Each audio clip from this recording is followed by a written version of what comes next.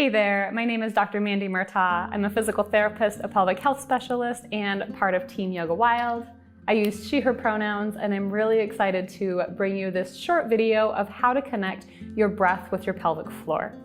Let's dive right in. When we look at the muscles of the pelvic floor, they act like this bowl at the base of our pelvis, literally holding up everything that's inside our trunk and our pelvic cavities. When we look up here at the respiratory diaphragm, it kind of acts like an inverted bowl at the top of the abdominal cavity. When we take a breath in, the respiratory diaphragm drops down, pressing down essentially on the abdominal organs, and the pelvic floor responds by also descending or relaxing.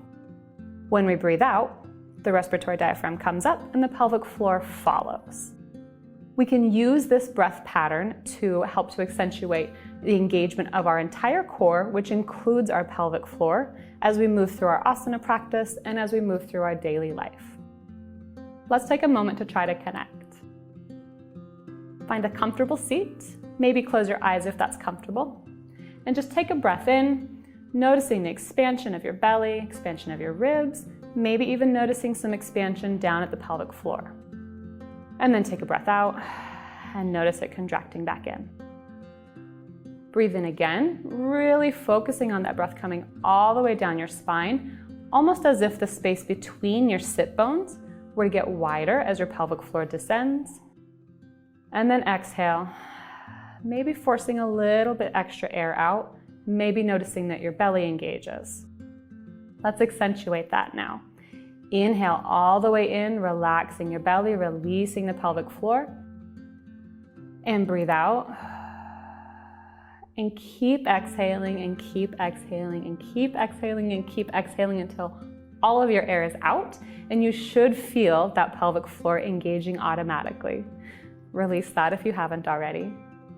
And try that a couple more times, breathing in all the way down to the pelvic floor to release, and then breathing out, feeling a drawing up and in at the bottom. Now this may feel backwards for some of you. A lot of us tend to want to suck in as we engage our pelvic floor. That's okay, it's not necessarily wrong, but it's good to practice this engagement. When you think of a time that you really need your pelvic floor to squeeze in, it would be a time when you cough or when you sneeze, which are also common times that people who have incontinence tend to leak. So we definitely need to have a contraction of the pelvic floor with a cough or a sneeze, which is a forceful exhalation. So that's one good reason to practice this breath.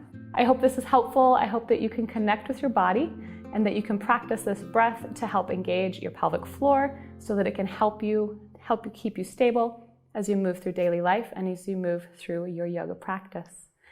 Thanks for joining us today.